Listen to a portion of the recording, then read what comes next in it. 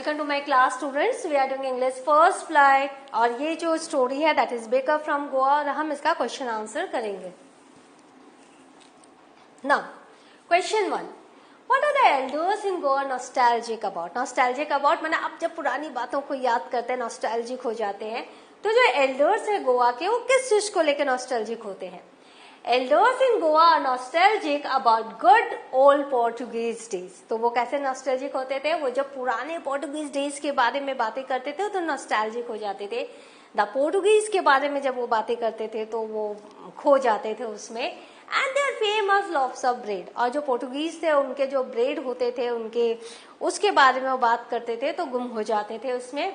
Goa was a Portuguese colony and after independence become part of India. तो जो गोवा था वो पोर्टुगीज कॉलोनी हुआ करता था और इंडिपेंडेंस के बाद वो इंडिया का एक पार्ट बना।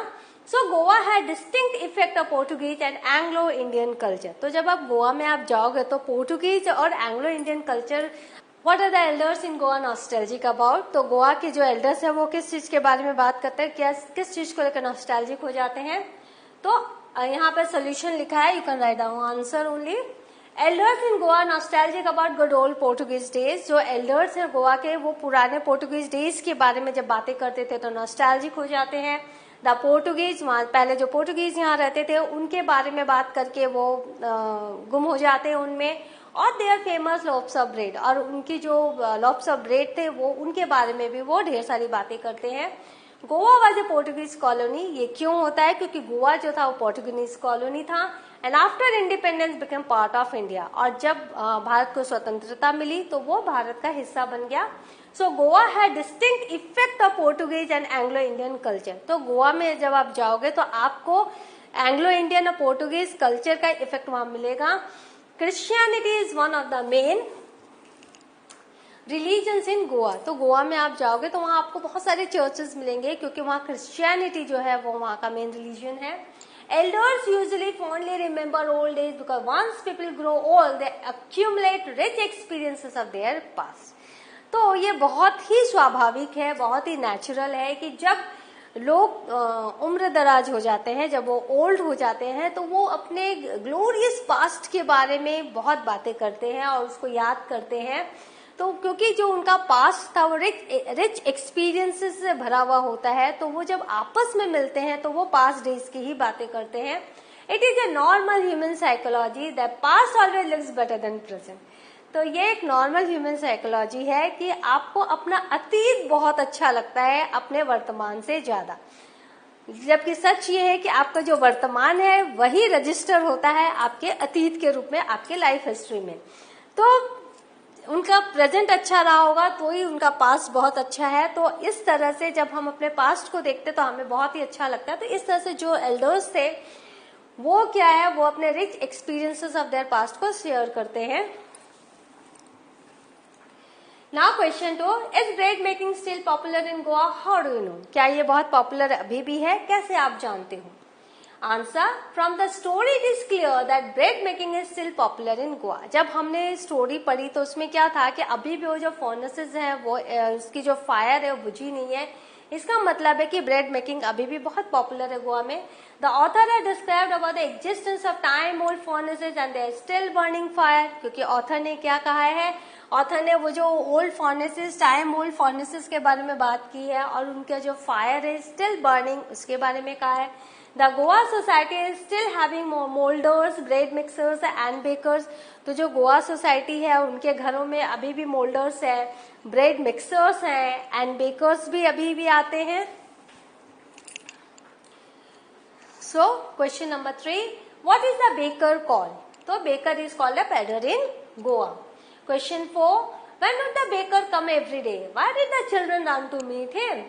तो the baker usually comes in the morning every day. हमेशा वो मॉर्निंग में आते हैं। The children are fond of his musical sales pitch. देखो सेल्स पिच है, आप जब कोई हरकारा लगाते हुए जाता है, जब आप देखते हो वेंडर्स को देखते हो हरकारा लगाते हुए जाता है, बताता है घर में जो रह रहे हैं लोगों को कि मैं आ गया हूँ, आओ और सामान ले लो। तो ये जो बेकर्स है वो म्यूजिकल उनका सेल्स पिच है। उनके बैम्बू को बजाते हो और एक जिंगलिंग साउंड निकलता है, तो उनका म्यूजिकल सेल्स पिच है। Moreover, they are unable to wait to savor the bread rings. और ये जो बच्चे हैं उनको तो वो ब्रेड के रिंग्स बहुत पसंद है, जिसको ब्रेड बैंगल्स कहा गया है, तो वो उसको टेस्ट करने का वो वेट नहीं कर सकते, तो इसीलिए जो बच्चे हैं वो दौड़ के जाते हैं बेकर से मिलने। Question 5, match the following. What is a must as marriage gift, cakes या बॉलिनहर्स? तो answer is sweet bread called बोल, just that this is the short form of bolinas. For a party or a feast, sweet bread called bowl, तो that is bread। यहाँ पर party और fest में bread बहुत ही कंपल्सरी है, ये match the following है। For a daughter's engagement, bread and sandwiches, it's a sandwiches. For Christmas, sandwiches, cakes and बॉलिनहर्स, तो इट्स अ केक्स एंड बॉलिनहर्स। Question 6, what did the bakers wear in the Portuguese days when the author was young? तो in the Portuguese days, bakers used to wear a knee-length single-piece frock known as kabai। तो वो नी length एक single piece frock होता था, तो उसे वो पहनते थे जब वो पोर्टुगीज के टाइम पे, उसको हम लोग कबाई कहते हैं, मैंने आपको पिक्चर दिखाई थी। और जब ऑथर छोटे थे, when the author was young, bakers used to wear shirt and a knee-length pant। तो उनके एक शर्ट होती थी और नी लेंथ पैंट होती थी, जो कि पिक्चर मैंने आपको समरी में बताई है। Question 7, who invites the comment he is dressed like a pader, why? तो किसको देखकर हम लोग बोलते हैं कि he is dressed like a pader, और क्यों बोलते हैं? Even today if someone wears a pant with length a little bit down from knees, he invites the comment he is dressed like a pader. यदि अभी भी कोई वहां गोवा में ड्रेस पहनता है, ऐसी पैंट पहनता है जिसकी जो लेंथ है वो नीचे से थोड़ी नीचे है, फुल पैंट नहीं है, नीचे से थोड़ी नीचे है, तो लोग कमेंट करते हैं कि he dress like a padre, because bakers used to wear such dresses in Goa. क्योंकि बेकर्स जब हमारे ऑथर चाइल्डहुड डेज में थे, तो वहां पर उस समय बेकर्स ये ऐसी पोशाकें पहनते थे। Question 8, Where were the monthly accounts of the baker recorded? Monthly accounts कहाँ रिकॉर्ड किया जाता था बेकर्स का? Bakers used to record the monthly account on some walls with pencil। Pencil से वो किसी भी दीवार पर मंथली अकाउंट वो लिखते थे। We still find this practice followed by पानवालाज in many towns and villages in India। तो अभी भी हम देखते हैं कि कहीं कहीं पान वाले जो होते हैं, जहाँ पर बहुत खाने का रिवाज है, हर दिन पान आता होगा, तो वहां पर गांव में ऐसे ही दीवारों पर मंथली अकाउंट लिखा जाता है। The paan wala write monthly dues account on their shops wall. तो वो अपने दुकान के वॉल पे वो ये मंथली अकाउंट लिख लिया करते हैं। Question 9, what does a jack fruit like appearance mean? तो jack fruit like appearance mean का मतलब क्या? A baker's profession was apparently profitable profession। लेखक ने कहा कि मुझे लगता था कि बहुत ही प्रॉफिटेबल प्रोफेशन है। This was evident from plump appearance of the baker। और ये किस लिए? क्योंकि बेकर का एक प्लम्प अपीयरेंस होता था, वो बहुत दुबला पतला नहीं होता था। As if he was well fed, ऐसा लगता था कि अच्छा खाया पिया इंसान है, खाता पीते घर का है। A plump person can give a jackfruit like appearance। और जो plump person होता है उसको देख के ऐसा लगता है कि jackfruit appearance है उसका। और उसी को हम यहाँ पर अगर किसी को गोवा में कोई ऐसा व्यक्ति मिल जाता है जिसका jackfruit appearance है, तो उसको लोग बेकर कह के बुला लेते हैं। Thinking about the text, question 10, which of these statements are correct? The pedlar was an important person in the village in old times। Correct। Pedlars still exist in Goa villages। Correct, क्योंकि story में है। The pedlars went away with the Portuguese। Incorrect, क्योंकि वो गए नहीं, पिता गुजर गए, लेकिन बच्चे ने वो फैमिली प्रोफेशन को संभाल लिया।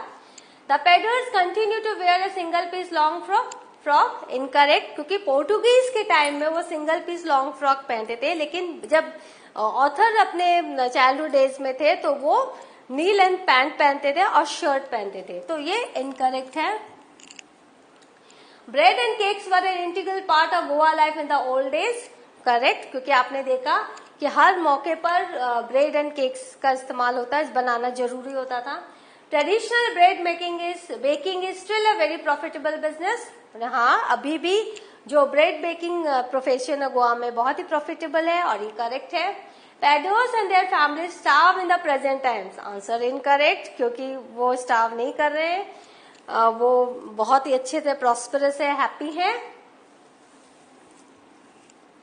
Question 11. Is bread an important part of Goa life? How do you know this? तो क्या गोवा लाइफ में ब्रेड बहुत important part प्ले करता है, कैसे आपको पता है? Some of the facts which show the importance of bread in Goa life are as follows. क्योंकि लेखक ने कुछ facts दिए हैं जिससे हमें पता चलता है कि अभी भी ब्रेड का जो importance है गोवा लाइफ में बहुत ज्यादा है. Sandwiches must be prepared on the occasion of a daughter's engagement. अगर daughter की engagement है तो sandwiches prepare करना बहुत जरूरी है. Cakes and ball and house are must for Christmas and other festivals. और cakes और ball and house तो compulsory चाहिए क्रिसमस में और दूसरे फेस्टिवल्स में. Question 12. Pick the right answer. What is the tone of the author when he says the following? तो आपको टोन पकड़ना है. टोन मतलब जब हम कुछ बात करते हैं, जैसे अभी मैं बात कर रही हूँ, आपको पता चल रहा होगा कि cheerfully I am talking to you, I am teaching you. और अगर कोई सैड रहता है, भले ही वो अच्छे से बात कर रहा हो, लेकिन वो सैड टोन आ जाता है, तो यहाँ आपको टोन पकड़ना है. The third and the jingle of the traditional baker's bamboo can still be heard in some places. तो जो बैम्बू का जो थर्ड की आवाज और जिंगल है अभी भी गोवा में कई जगहों पर सुनाई पड़ता है. तो टोन क्या है? Nostalgic, hopeful, sad. You can write it hopeful कि यस अभी भी वो सुनाई पड़ता है. Can still be heard in some places. तो जिंगल बेल और जो बेकर्स का बैम्बू है वो थर्ड साउंड अभी भी सुनाई पड़ता है.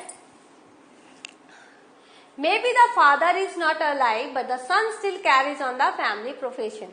कि पिता नहीं है लेकिन जो बच्चे हैं वो अभी भी फैमिली प्रोफेशन को कंटिन्यू कर रहे हैं. तो ये होपफुल है क्योंकि फैमिली बिजनेस कंटिन्यू है.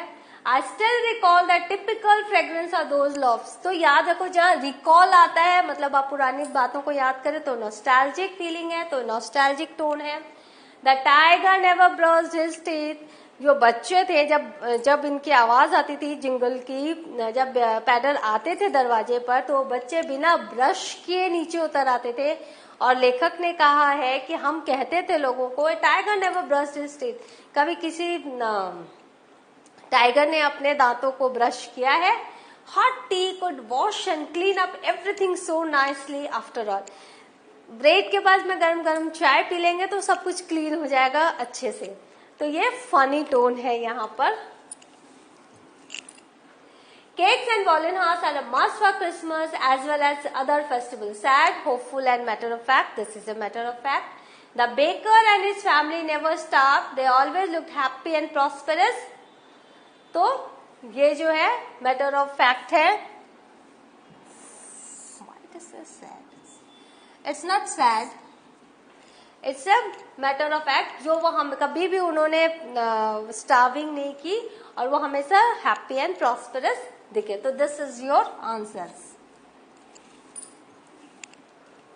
सो what have we learned? We have learn the question answer of the chapter. In the next session I will do the board question answer of this particular chapter. Till then have a good revision. Thank you.